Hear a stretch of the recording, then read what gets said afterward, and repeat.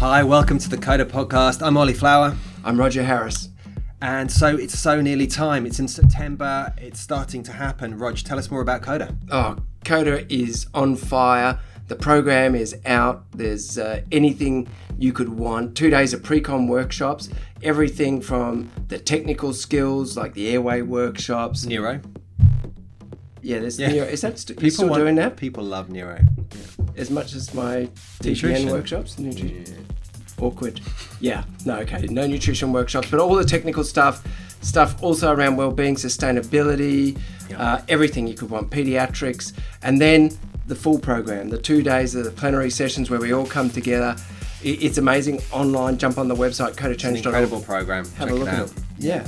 And can we sell tickets now? Yeah. Can people buy them? Yeah. Sorry, Yes. Tickets are out there. Gosh, if you don't have a ticket, good luck. They're going to go like hotcakes. I hope get you in there could now. get them. Yeah. They're like I don't know. They're going up You're going to say like faster Taylor Swift, don't you? Anyway, he loves Taylor so much. Tay, leave her alone. She's great.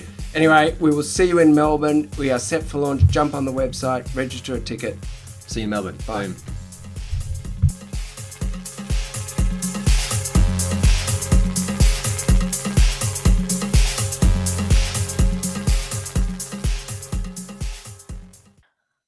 Hi, everybody, and welcome back to another Coda podcast. My name is Liz Crowe. I'm a wellbeing specialist at the Royal Brisbane and Women's Hospital here in Brisbane, Australia. And today we're going to talk to the very esteemed Hugh Montgomery, who I'd like to call a friend. Most of you will know of Hugh as an intensivist, a researcher, a world record holder of playing pianos under the water. But today we're really wanting to tap into his expertise around climate change and the state of the world. Hugh, welcome. But can you tell us, what gives you the authority to kind of talk to us about climate change and the state of the environment? Well, I suppose little more than the fact that I'm a scientist and that I've been in this sphere now for probably 24 years. I started working on health and climate change issues in the late 90s. And I've worked a lot on it, published a fair bit on it. I've co-chaired 2 Lancet commissions in the late noughties, and since then co-direct the Lancet Countdown on Health and Climate Change, which is now 104 institutions in 42 countries. And it's an annual report that covers the science of what's changing, the deployment of actions about climate change, the health impacts and whether they're getting worse or better, and then the policy and politics related to that. So it's been an index really of, which is why it's called a countdown really, to see whether we're doing what we should do.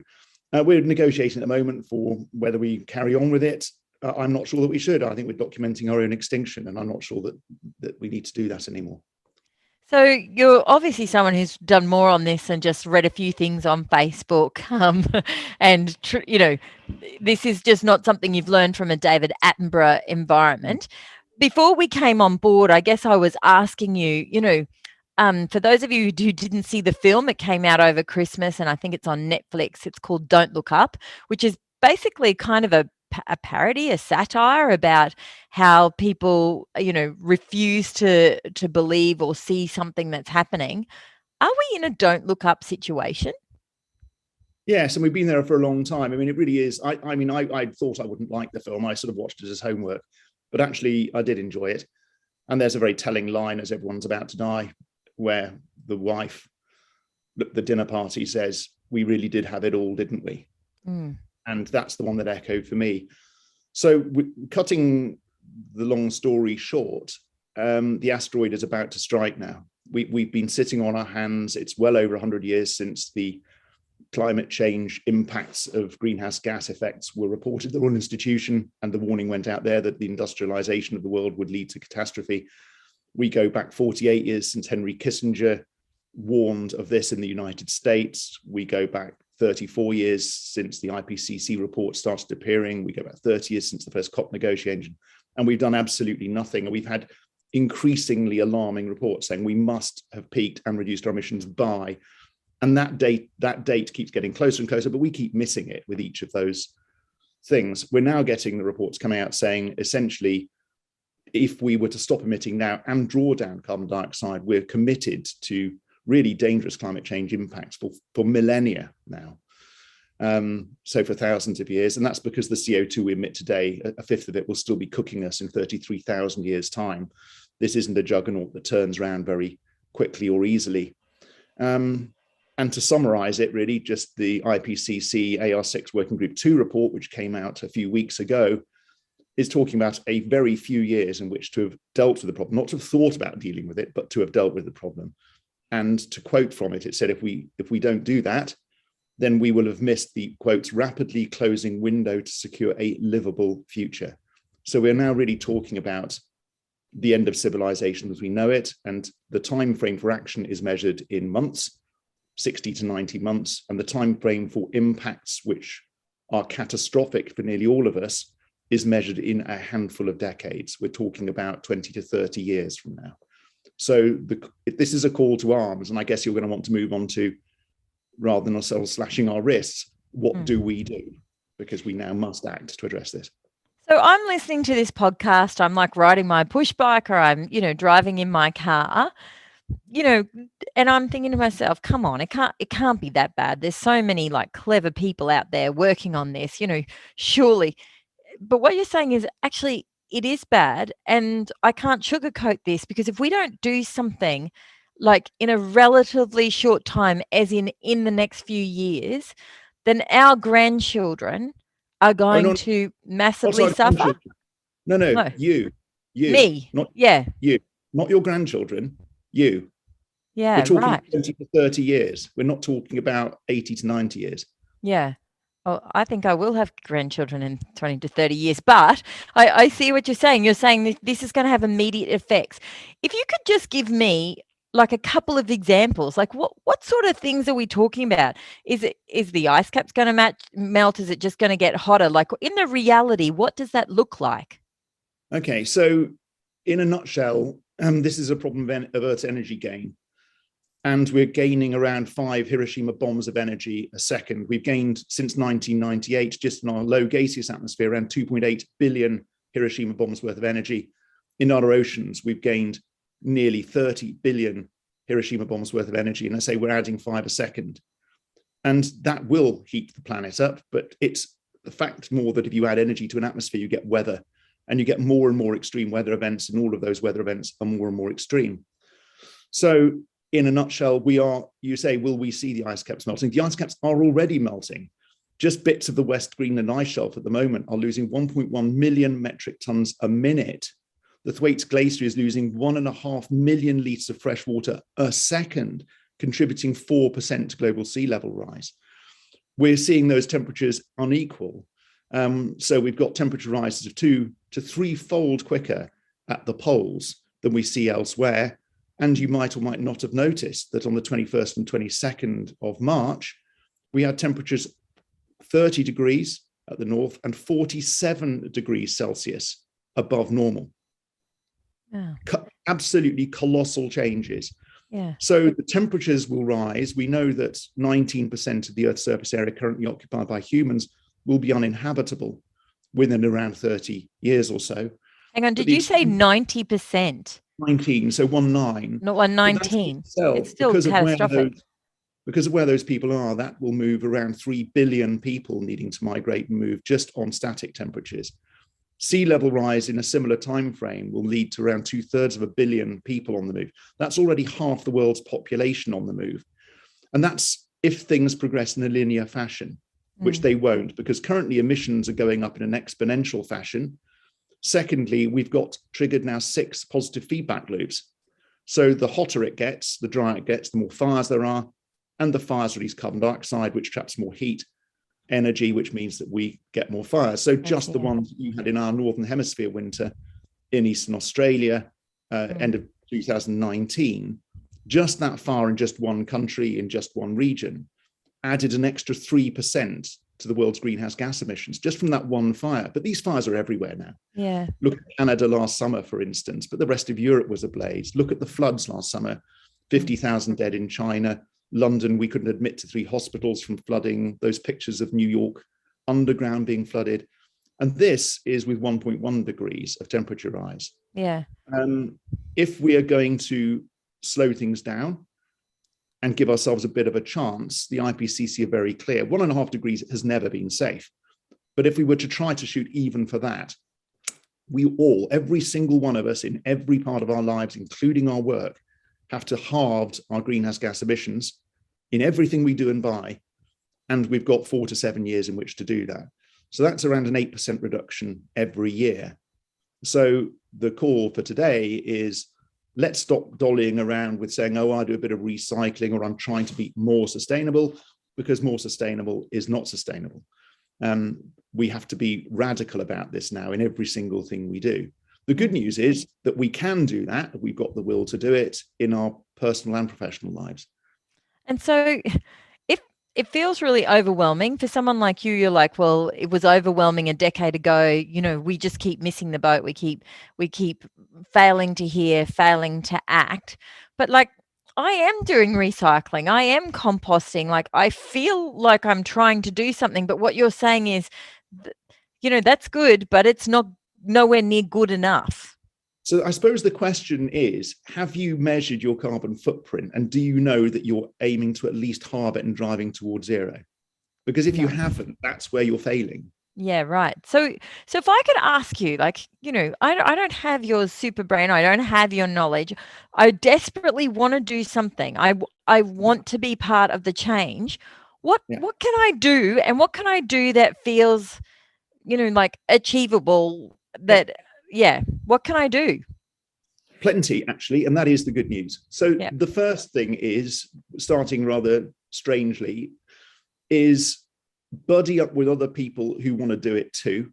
Because doing things on your own, I mean, you're the psychologist, you know this. If you're the isolated loner and you're scared, it's incredibly disempowering.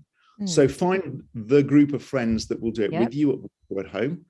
But join whichever flavor of activist organization is yours. Over here, it ranges from Greenpeace and Friends of the Earth, or it could be Coda, or it could go to what we have here, Extinction Rebellion, taking direct action. So choose the thing that fits with you.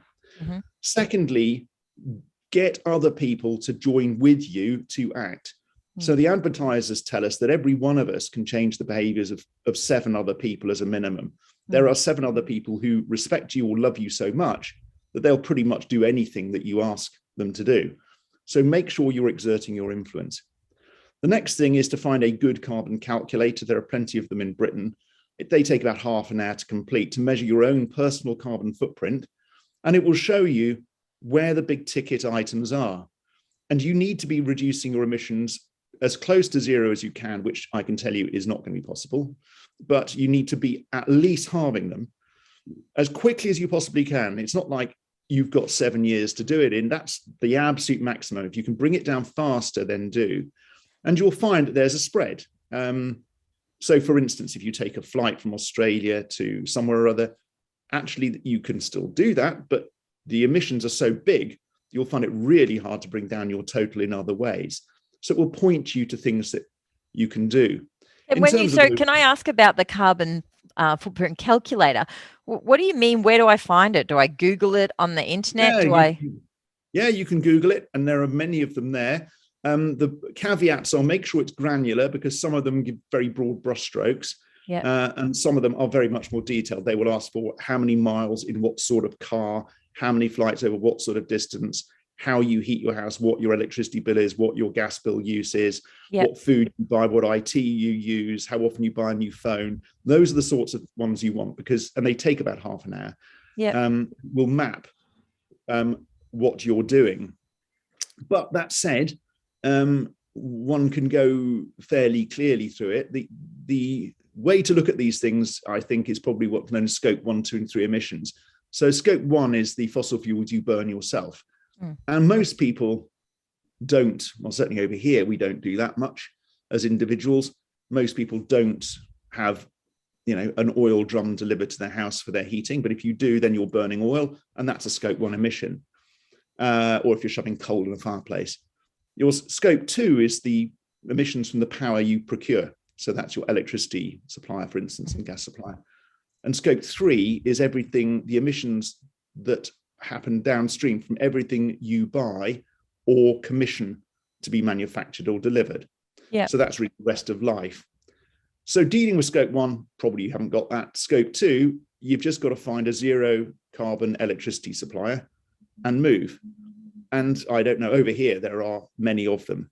Okay. Some greenwash, actually quite a lot of greenwash. So be careful that you are choosing a truly 100% green, 100% renewable electricity supplier, but move and stick up your solar panels and your solar hot water things and start generating. Yep. Scope 3 then is everything else. So in doing that, where to start? I suppose we're in our northern hemisphere winter at the moment, so heating matters. If you turn your heating down by 1 degree, that's 7 to 11% savings in cost and greenhouse gas emissions. So if you're down 5 degrees, and you might notice that I'm sitting here with 5 or 4 layers on this morning because I don't heat my flat. If you're down 5 degrees, you're saving between 1/3 and 1/2 of your emissions. So in Australia, that's air conditioning. So are you saying either don't use air conditioning is the ideal, but if you do use it, instead of setting it at 21 degrees, if you set it at 24 degrees, which is still comfortable, is that better for the environment?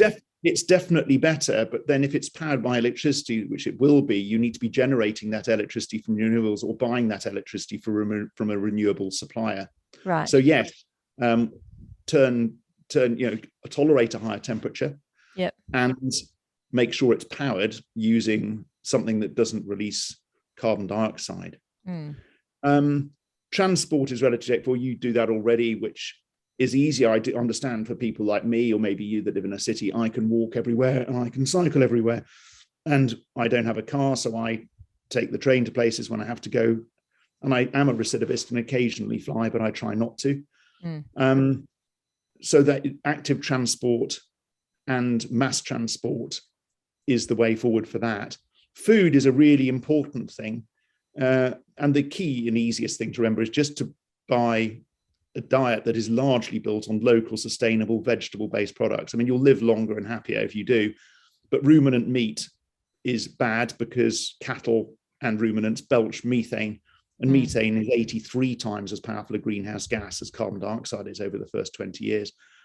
So I eat steak? Yes, if it's served to me, if I go around to your house, Liz, and you cooked it for me, I'm not somebody who says, I'm sorry, Liz, I'm horribly offended and I refuse to eat it. You'll have to get me something else.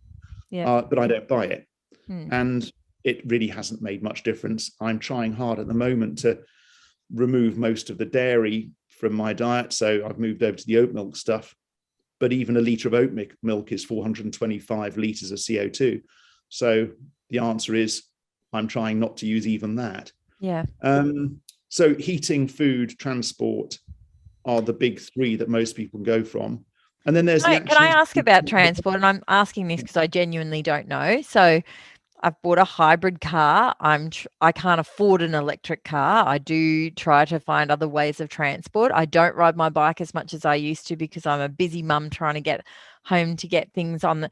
Is a hybrid car, like, it's obviously better, but is it still not good enough?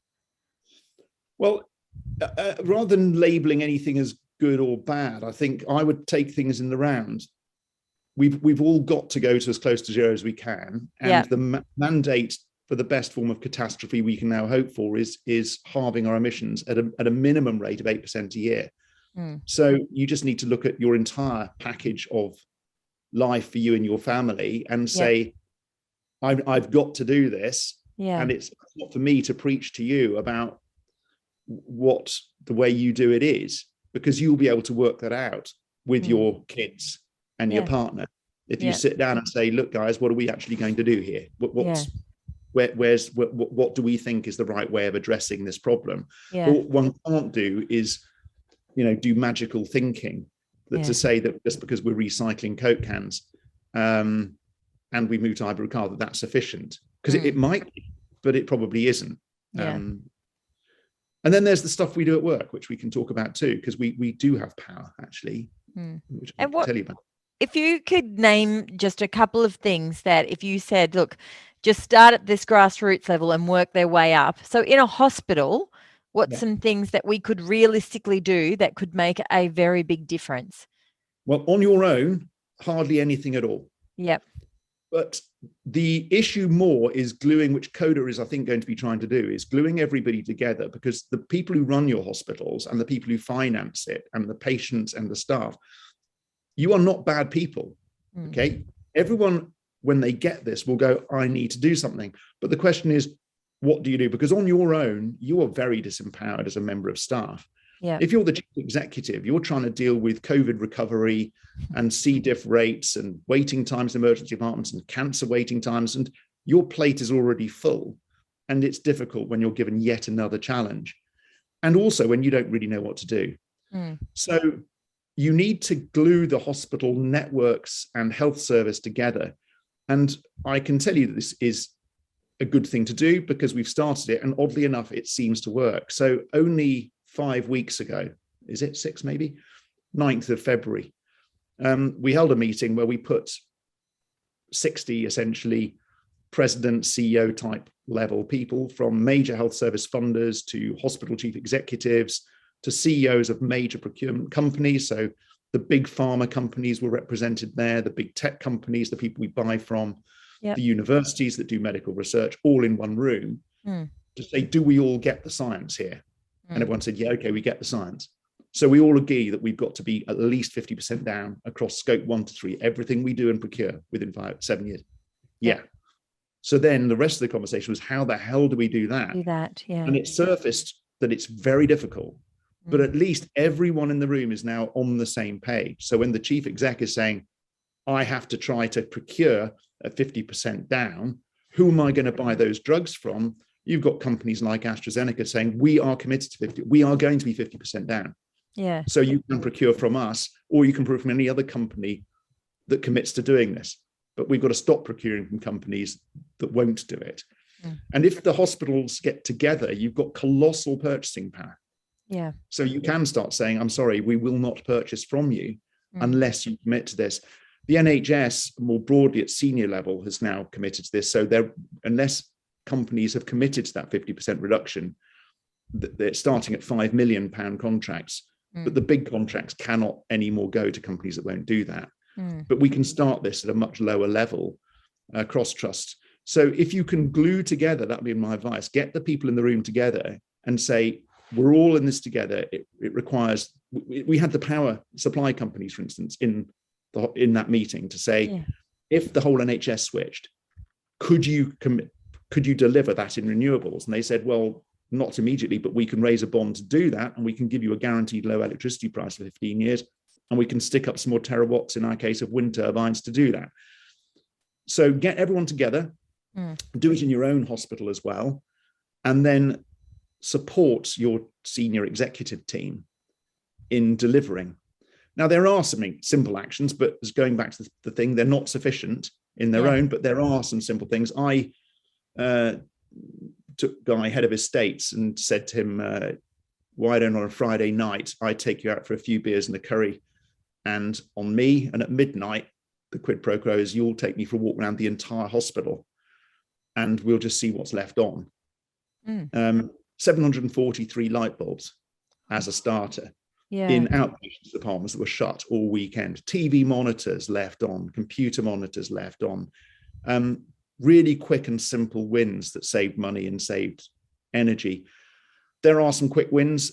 We know that the inhalers that use fluorocarbon propellants are dreadful. So you need to move asthma inhalers to dry powder inhalers.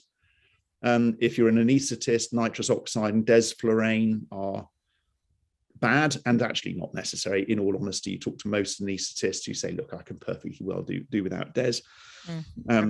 So in every department, there are those sorts of things.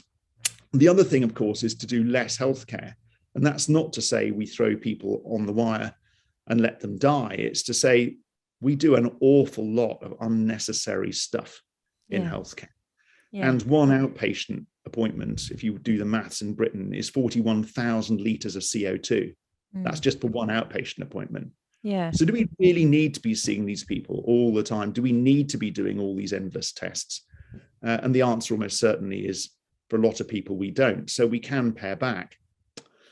And I'm rambling now, but it is worth just pointing out, there was a great paper in Nature last year And you're a psychologist, so you'll get this. I'm actually a social worker, but anyway, that's okay. I don't count you as a psychologist. You seem to read people very well. So what they showed was it doesn't matter whether the problem's mathematical, architectural, or organizational. When humans are asked to improve things, their default is to add something. But if you actually point them in the direction saying, we'd like you to make this better by taking stuff away, then they're really good at it. Yeah, right. So that's the question here is, what 20% of activity in hospitals can we just get rid of without harming patients? And there's probably a load of it. Yeah. That's probably your quickest and easiest win. Yeah. And of course, also gluing together people, same as scope 1, 2, 3, you know, if your hospital is not procuring from a 100% renewable supplier or is not powering itself, for instance, with solar or wind, then it should be. So look, I guess the take-home message, I think this is what I've heard you say, is that if you really want to make a difference, and I guess this is not just about the environment, this is about globally, if this is, you know, in the big picture, on your own is not sufficient. You've got to be part of a community. You've got to find like-minded people, and then you've got to talk to the people that you love or the people that you work with and bring them on board. And I guess one of my sayings is everybody needs a path, right? Everybody needs a way forward. And you've given us some real tangible kind of things that we could do collectively, quickly, to have some easy wins to really lower those emissions. Is that right? That is right. But don't feel that you have to be the leader. I'm sure you must have seen this, Liz, the TEDx talk, The First Follower. Have you seen that? No, I haven't. Oh, I strongly recommend it, actually. It will make you laugh after what could have been a depressing What's it talk. called? The First Follower. If you put in TED, I can't remember this TED or TEDx, I think it's TED talk, First Follower. Yeah. The guy presenting it makes a very good point that everyone thinks that we need leaders, but we don't. We need followers. We need followers, and they say actually never underestimate the power of the first follower. And as he points out, it's because that's what turns a lone nut job into a leader. Yeah. And don't beat yourself up if you're not the leader. You have influence. You change your behaviors, you will change that of other people. And just don't feel disempowered. Don't feel that it has to be left to governments, because believe me, they won't do it. Don't believe it has to be left to businesses. Businesses will want to change, most of them, if you're with them on the journey, if you're showing them where the new market is. This could be a positive thing. And on that positive note, we are the only generation that has ever had the chance to save humanity. And what an opportunity is that, to be able to talk to your grandchildren and say, that was me. Yeah, I was part of that. I did that. Yeah. And I guess that's the kind of philosophy of Coda. And there's a conference in September where climate will be very much on the forefront. And for those of you who cannot fly, we would encourage that, or to join online. I guess all of those things are also important. But thank you, Hugh.